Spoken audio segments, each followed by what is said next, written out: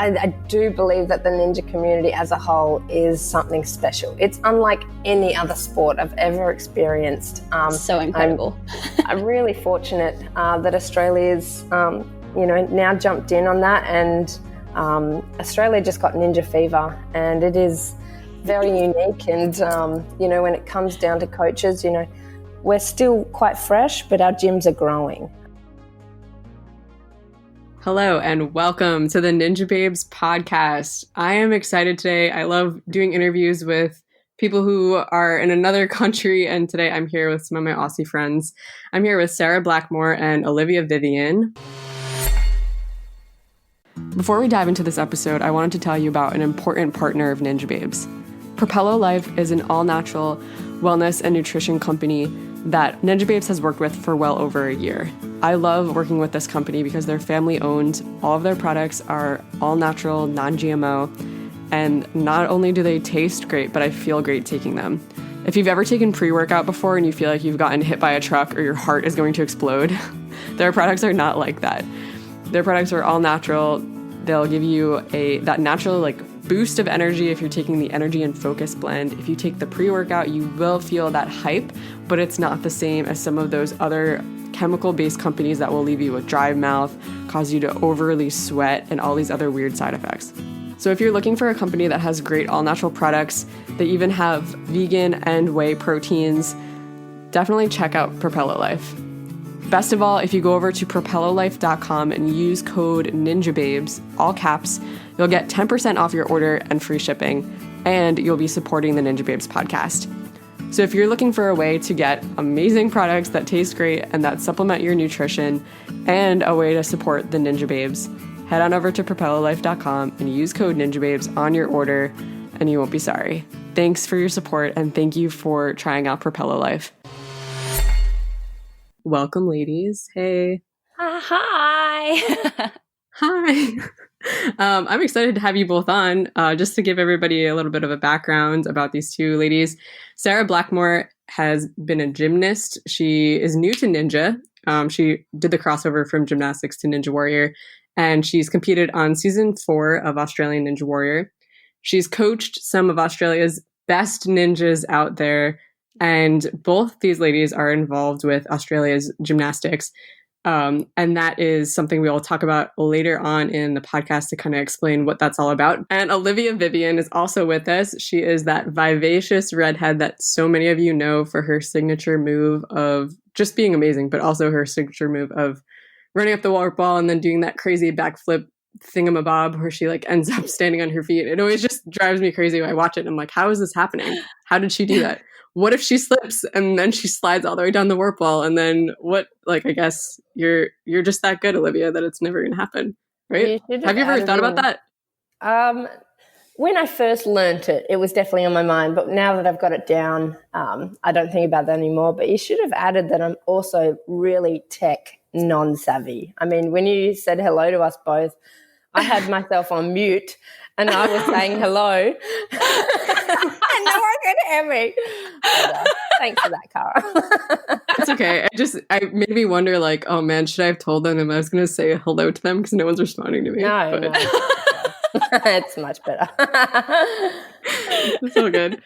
Well, Olivia, also just to toot your horn for you, it's exciting that you finished 6th overall this past season of Australian Ninja Warrior, correct? Yes. And that's an amazing accomplishment. So congratulations. Oh, thank you. That was, such a unique season because we went in and in the heats, which is our first episode, COVID started coming into Australia and we had our restrictions changing every 24 to 48 hours. And normally we would get rest in between all of the, between your heats or your semis and the grand final. And they would just started going into panic and we started filming back-to-back nights. And as you know, when we film Ninja, it's, from 9 p.m. to 5 a.m. And it was, pretty hectic schedule. So by the time I got to stage 2, I was totally wrecked. But, it turned out to be quite an incredible season regardless.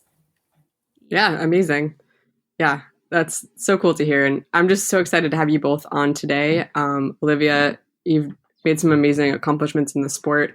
Sarah, I know you're new to Ninja, but you both are bringing some incredible work to Ninja Warrior. And we're going to talk more today about having a positive training environment in coaching scenarios, in Ninja gyms, in sports in general, but specifically in Ninja.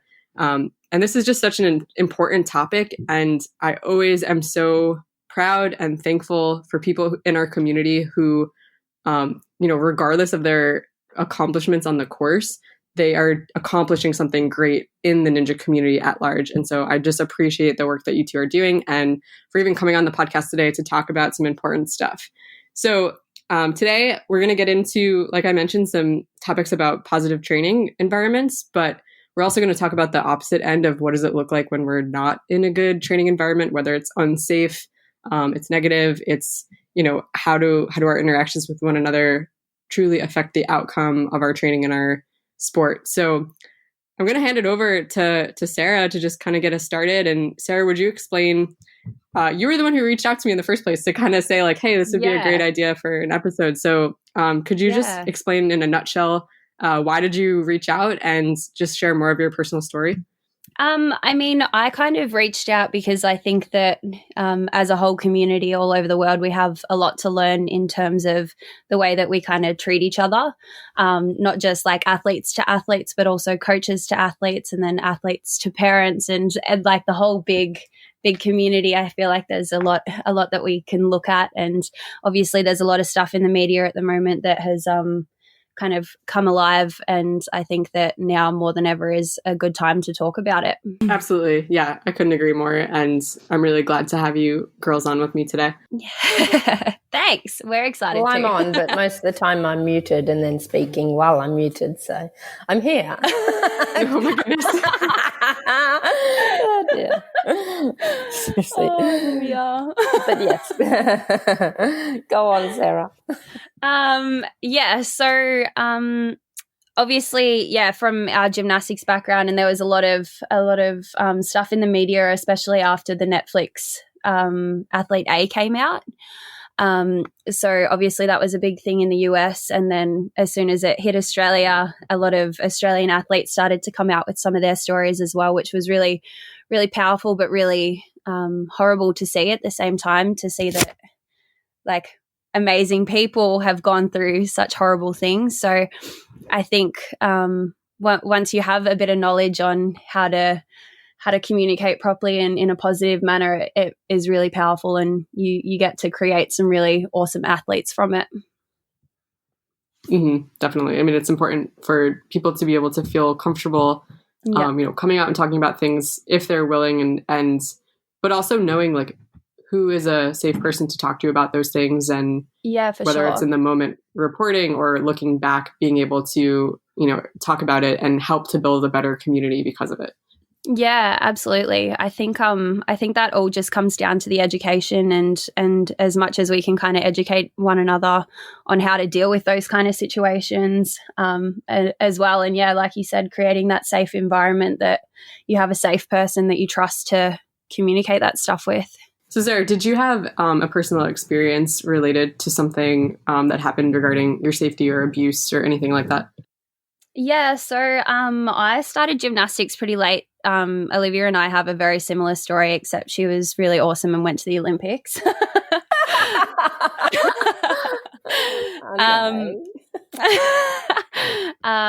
I started gymnastics pretty late. So when I was 8 years old, and then I transferred over to another club when I was about 10. And at the time, you don't really notice it as like some pretty intense psychological abuse. But obviously, the older you get, the more you start to notice it. So, I mean, we were in situations where we were overstretched, which a lot of gymnasts were. We were punished for doing things wrong in skills and like having to do things over and over again, staying at gym later, like half an hour later until you finish something. Like it was a very toxic environment that you don't notice until you're out of it. Yeah, absolutely. And I mean, environments like this, especially in a sport like gymnastics, have stemmed from decades and decades of coaching techniques and stuff that's worked in the past for other gymnasts. And looking at Athlete A, you can really see how the sport's transitioned from being a woman's sport, where it's got much older ladies, to being a girls' sport. And it really has become that time, and it's such a crucial part of any human's development stage. Absolutely. And like Sarah said, it was a fear culture in some sense, and you don't notice it as a young girl. Like for me, I just wanted to go to the Olympics, and everyone was treated the same in the gym, so I just thought it was normal. It was normal to get yelled at every day. It was normal to be scared to make a mistake, and like Sarah said, it does have effects later on.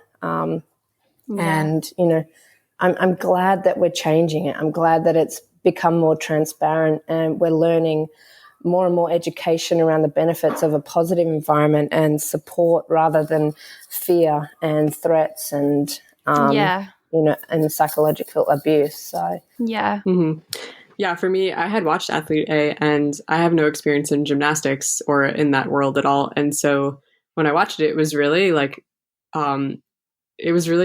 intense to realize like the manipulation that was going on. And Olivia, like you said, the fact that it really showed you how gymnastics started off more of a women's sport and how it just seemed to slowly creep into that younger generation. And I think it's, at least the way it was portrayed in Athlete A, was like, it's because they're easier to manipulate and easier to control. And that's scary when that's something that's happening like globally in a sport. Yeah, absolutely. And tied in with the parents being shut out, like that was normal for us. We had a gym and we had a glass window up the top that was completely soundproof. And our parents weren't allowed to stay more than 15 minutes at the beginning or come more than 15 minutes early to pick us up and watch. And we were told it was because they were a distraction and we needed to focus in the gym because, if you are doing the wrong thing or if your head's not there, it can become a dangerous sport. But the parents get shut out, and I think because of that, they get angry as well, and they become those sort of parents that are quite difficult for coaches and also the athletes. Like I know I stopped talking to my parents. I stopped telling them what was going on because I don't want to deal with it. Wow, that's so interesting. I was just gonna say, did you feel like for either of you that you kind of stopped telling parents about it because you felt like it was, I don't know, something weird was going on and you just didn't want to tell them, or it was like you just felt the need to shut them out because your coaches were telling you? Well, I mean, for me, I'm so headstrong, and for me, the Olympics was my goal. And I had moments where I'd tell Mum what was going on, and my mum she's pretty scary. She's pretty intimidating. Like she is very full on, and she's not afraid of anyone. She would yell at the program manager and all the bosses. She'd yell at the coaches from time to time. So she'd ask, how's training? My answers would be fine or good. And I wouldn't really elaborate much more than that. Just because it was easier for her not to get involved. And I was all about my goal, and I would endure it all to get there. Yeah, I think I was pretty similar in that situation as well, Liv. Like I think that my mum was very headstrong as well. I feel like when you raise kids like us, you have to be. But true. Yeah, so if I kind of came home and said, hey, this happened today, she would go in there and lose it a little bit. Oh, yeah. But I also kind of reached the point where I wanted to not compete anymore. I kind of just wanted to do gymnastics just because I wanted to do gymnastics, and that whole pressure of winning wasn't really a part of me and wasn't what I wanted to do. And the conditions of me even training in that squad was I had to compete, and that like the plan was for me to win. Like I wasn't allowed to train with my friends if I wasn't going to compete. So it kind of like made that really difficult as well. So you kind of just closed your mouth and did what you were told. Very true. Yeah. So I think really the point of talking about all of this is how can we not set a precedent or an environment like that in Ninja, or even what is Gymnastics Australia doing to kind of battle against this or set a new tone, right? Yeah, to be honest, I've been, when Athlete Aid came out, it was an uproar, and then Great Britain, the gymnasts started speaking up, and their CEO was actually our CEO for 13 years, even during my time, on the training environments and the fear culture that very much was in Great Britain, and it was here in Australia, and then it was Australia's turn, and the athletes started speaking up. And to be honest, I was really impressed with our new CEO, Kitty Chiller. She was very proactive about the situation. She did new amazing. laws had been put in place, when she first came in, and it just takes a bit of time to change things, but she just sort of sped it up, was on top of everything, and ended up putting together almost like an athlete advisory group.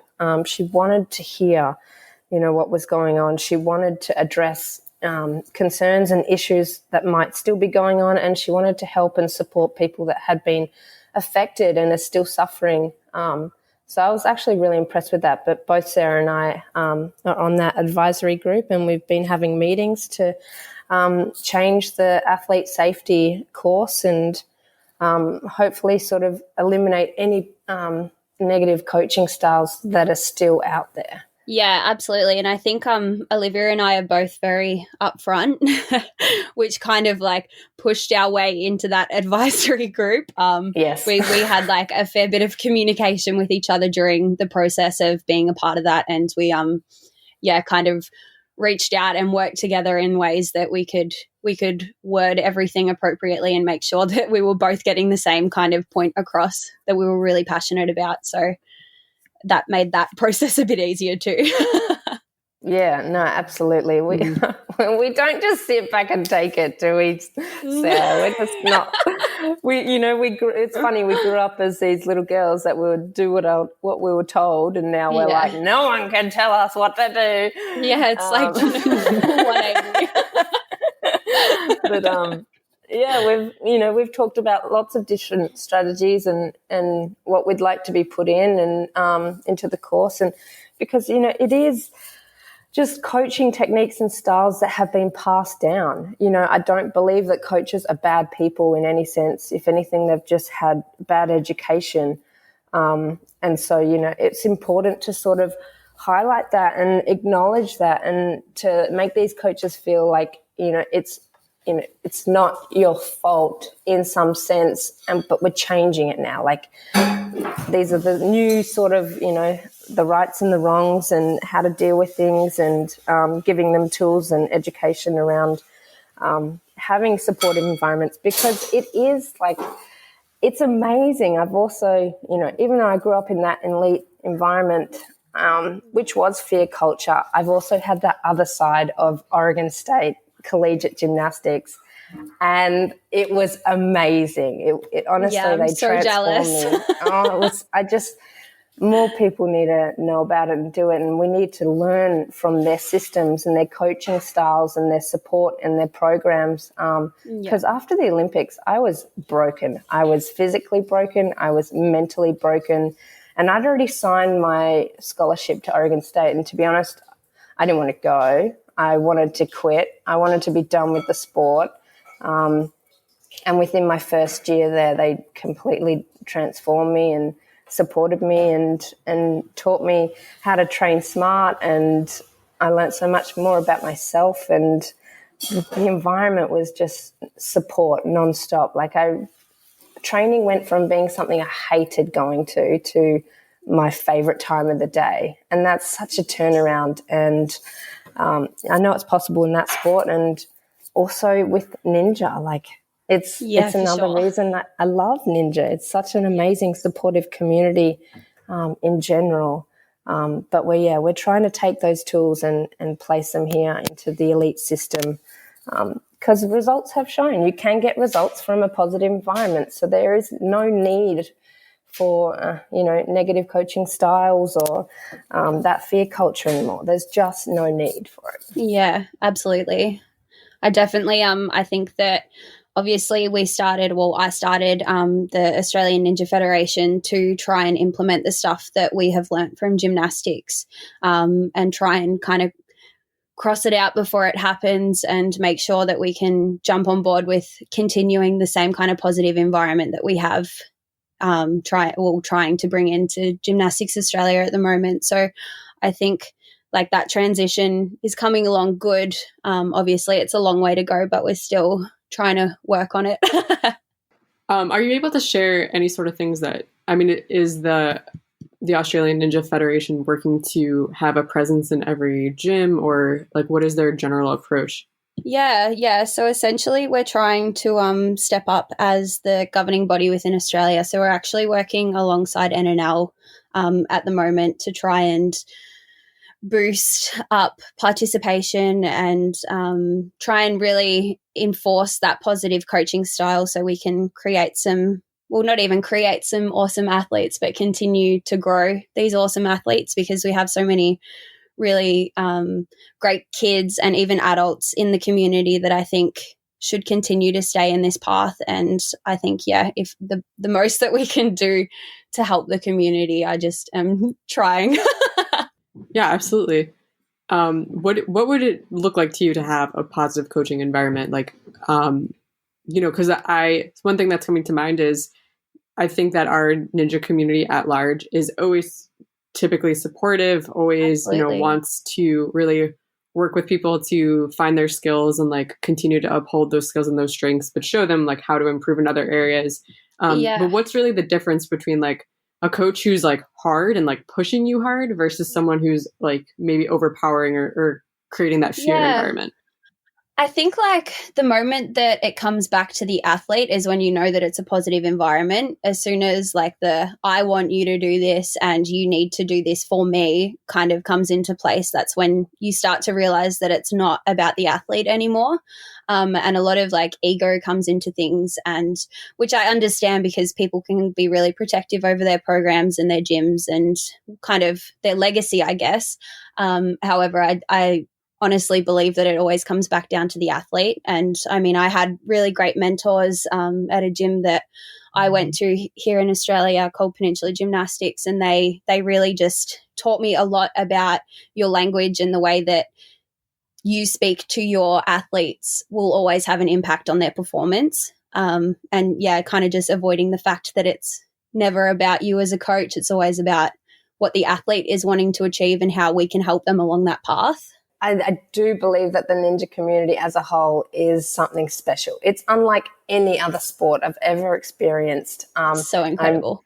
I'm really fortunate that Australia's, now jumped in on that, and Australia just got ninja fever, and it is very unique. And, when it comes down to coaches, we're still quite fresh, but our gyms are growing. And our coaches, have, because when you think about it, we're sort of 4 years new. How do you become a ninja coach if you haven't done a lot of ninja? But it does come down to those basic techniques. And like Sarah said, it's all about the athlete and also just allowing them to have an opinion and a voice, for sure. Just asking them how they're feeling every day and how they're feeling in a session, and what they want to get out of it. They might not want to compete at the top level. They might just want to play and have a good time with their friends, and I think that's perfectly okay. So as Sarah said it perfectly, it is all about the athlete and what they want out of it, and you need to take out the it's a tricky fine line sometimes, because I do feel for coaches. You're going to have some difficult kids. I was a difficult child. Me too. In a sense. But it does come back to what the athlete wants and taking out the ego of the coach. Ultimately, I really do love this community and this culture within Ninja. And as it progresses in Australia, I think, what Sarah and I want more than anything else is that it just follows that trend, and gyms do grow using safe and progressive coaching styles. Yeah, absolutely. And I think like we have a lot to learn from American Ninja Warrior in the way that they have like all the athletes on the sidelines supporting one another. I think that that's really powerful for viewers, and I believe that it's really powerful for the younger generations to show that even though like we are competitors, we're still friends, and we're still here to see each other succeed. And I think that that is something that we have to learn and still implement into Ninja within Australia. So yeah, it's amazing. And I guess for the listeners that wouldn't know how Australian Ninja Warrior does it, but we see the course, so we get our course viewing and we're told the rules, and then all the ninjas are taken into a separate warehouse out the back. We don't actually get to watch each other compete. It's so sad. It's sad, but, I think the producers do it that way to try and keep it fair, because as we know in Ninja, like, beta is gold. Like, beta is, that's such a ticket sometimes. So, they try and keep it fair, whether you're the first runner or the 50th runner, by shielding that off. But, that is just one aspect of Ninja, is the show. But, we have lots of different competitions where our community comes together, and we do watch each other, we support each other. It's so strange, you're supporting your competitor. It's it's incredible. It's amazing. I think this year at Ninja Warrior, my favorite part was like being in the crowd on the days that I wasn't competing and just like losing it when people were doing stuff. Like, I think like me supporting everyone else was my favorite part of Ninja. You were amazing. I remember on the nights that we weren't competing together, I always thought that Sarah was in my episode, because Sarah was there, like she was in the crowd. And so I'm like, oh, you're on tonight with me? And she's, no, I competed last night. And I'm like, what? It's just, she's such an incredible supporter. You always hear her along. Oh, even if she's on the other end of the crowd, you can hear her right down at the end. So man, I think I like had to be this year as well, though, because we didn't have a lot of audience as well. We didn't know. And there were so many like people who had traveled from interstate and didn't have family and they didn't have friends, and like they were just there as ninjas by themselves. And I think like Ashlyn and I were there every single night just to make sure that they kind of had people supporting them, because it's like, obviously it's such an like scary thing to do, and we wanted to just make sure, like, we're local, so it was easy for us to be there, but we wanted to make sure that they had that support there and that they knew that they weren't alone. Yeah. It was amazing until the crowd got taken off us completely. So I know, I was so sad. I was still at the hotel cheering for you, I promise. Just having like no crowd on stage 2, it was the weirdest feeling. I realized in myself how much I rely on the energy of the crowd. Yeah. I got up on that. I was scared to fart. It was so quiet. Oh my goodness. Imagine that, just doing the spin hopper and then this like come out. I do it too. You're so incredible. The producers definitely would have turned up the mic on that one too. They totally would have. But it was so weird. It was so strange running and being able to hear the commentators as well. That was odd. Oh, true. Very odd. Yeah. Wow. Yeah, that's wild. Yeah, that's so crazy. I love hearing your experience over there filming in Australia, because it is definitely different than in the US. Yeah, it is very different. And, the other thing, we don't get a run order as well. Wait, really? Yeah, so someone will come into the warehouse and be like, all right, the next 5, this. Like, it's... Oh, my gosh, I would be like... It's You're just, like, waiting. I know, waiting, and then just trying to, like, you don't know when to warm up or to, do all that stuff. So you're just trying to be warm all the time. And then you start getting hungry and you're like, do I eat my dinner or am I going? It's odd, but it's part of the entire experience, I guess, in a sense. I think I was asleep in my heats when they came and got me. Oh my goodness. I was like, I'm so tired, I need to have a sleep. And then they came and woke me up and they're like, come on, Sarah, it's your turn. And I was like, oh, okay. Felt like it was my mum waking me up to go to school or something. Oh, that's awesome. Wow. That is intense. I'm just imagining what that's like. Because at least for us in the US, we're all just kind of in a pile, like in backstage, Is that how it was for you in that warehouse? Just kind of like spread out your stuff and you sit around? Yeah, well, this year they taped out big squares because of COVID. Oh, sure. Okay. We sort of had our own little spaces and we were supposed to stay in the spaces. But yeah, we're given honestly, they do take care of us. And I am really grateful for the Australian system because I have seen the Americans and the sort of, let's say, food. I'm doing those little fun quotation marks with my hands, but you can't see it, but I'm doing it. The food. Liv's all about food. Let's just remember she's all about the food. Yeah, and we're given, couches and bean bags. We have a ping pong table. We've got really healthy snacks, healthy meals brought to us. So we are really taken care of in that sense.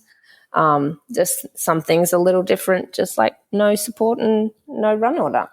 On the whatever. Yeah, pros and cons on both sides. I'm thinking about our food and waiting situation. It's like the exact opposite. It's like they provide snacks, but it's very minimal, and it's like a peanut butter and jelly sandwich in your bag. It's like oh my gosh. Everybody like scrounges for the bananas that you get, and then there's like snacks on the table. But it's definitely your situation sounds like a 5-star hotel compared to ours. Yeah, honestly, it's been amazing. I remember my first season, like they did a buffet style as a mate. I all about it.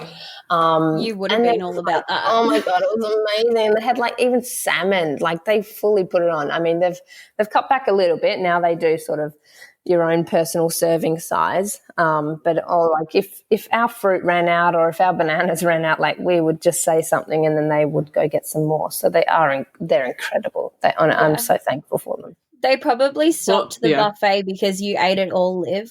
And they're like, this is costing us too much. Yeah, they're like, this chick eats way too much food. No, they wouldn't do that. And then on those nights anyway, like I just didn't know when I was running. So, yeah, I wouldn't go stuff my face right before a run anyway. So as much as I love a buffet, I didn't really get to utilize it. I really loved how this year, Liv, that before you did the power tower, that you were sitting there just going like, am I doing it? I want a toasty. I just want to know if I'm doing it or not so I can have a toasty. Totally. So Cara, like on my heats night, we had the doorknob drop. Yeah. Okay. And like it was taken out ninjas left, right, and center. It was so hard. And from this night, this is our first year, they brought the power tower down to Australia. And so the top two furthest, fastest ninjas, as you know, go on the power tower. And my partner, Ben Paulson, got up. We were maybe 3/4 the way through the run list. The run list that we don't see. We were 3/4 through it. And Ben stepped up and he became the first person to get past the doorknobs and hit the buzzer. And the night went on and then it was my turn and still no one else had. And the doorknobs, oh my God. I now have a heart of stone, but got through it, hit a buzzer. And so Ben and I were top two. And I'm like, I'm not a fast ninja like Cara. I'm strategic and I try and think about completing obstacles and getting to the end because I learnt a new trick and I had to show it off. So I wasn't thinking about speed at all, but we're in the back room and there was a few more ninjas to go. And I'm like, am I on the power tower? Like, is this happening?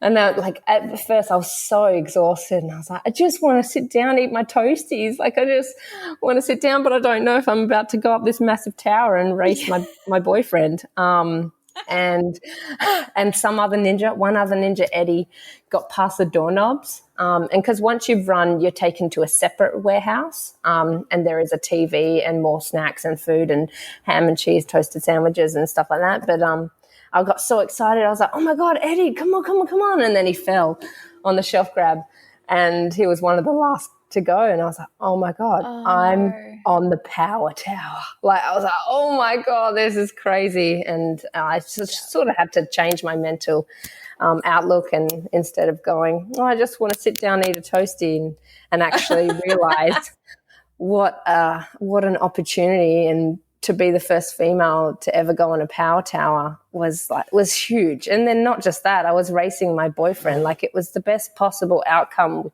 we could have hoped for on the night. And I was very grateful, but I got my toasties afterwards.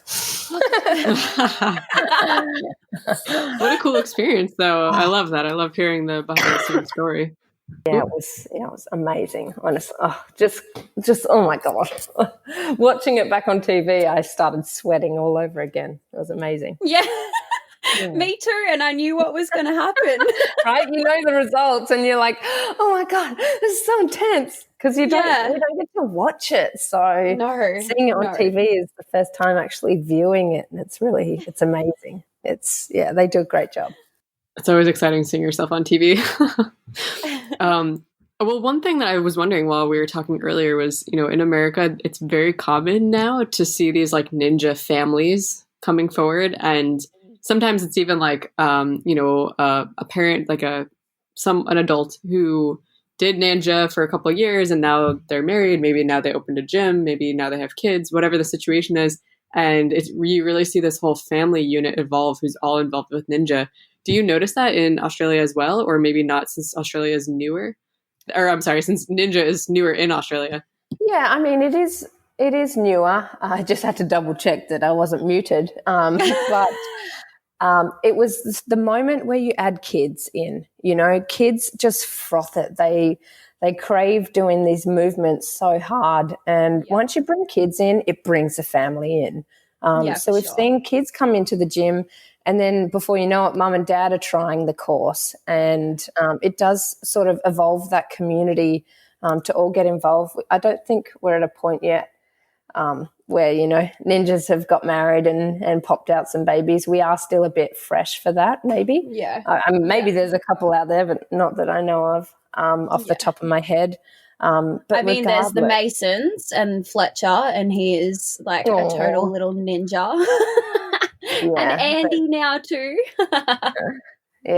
But we are still new, but regardless, like, this sport's amazing, and it does bring the whole family in regardless. And so I do hope we do follow the American way, and I'm sure there will be moments like that come up as more gyms pop up, as the demand just keeps growing. But we're pretty fresh. I'm wondering how that might play into the whole gym culture scenario in a positive way. Like here, I know that we do have a lot of families who do it. It's great to see like siblings training together and kids cheering for their parents and like vice versa. Do you think that that's a factor that helps to promote like positive gym culture? Yeah, absolutely. I think like the moment that you kind of open it up to everybody, it really changes the whole community, and it changes like the whole environment of the room. Like, you have so many fun, active people that are all there for the same reason. Like, they want to compete. They're not worried about like the whole winning thing, or they want to see other people compete and succeed. And I think it really starts to change that. And I think that's like something that's so unique about ninja, because you don't really see a lot of sports where people can all compete in it, even at an elite level where you've got their kids, and then you've got mum and dad that can still compete, and they're like pretty high up as well. So I think it's really unique, and I think that we just need to keep targeting that. Boom. Mic drop.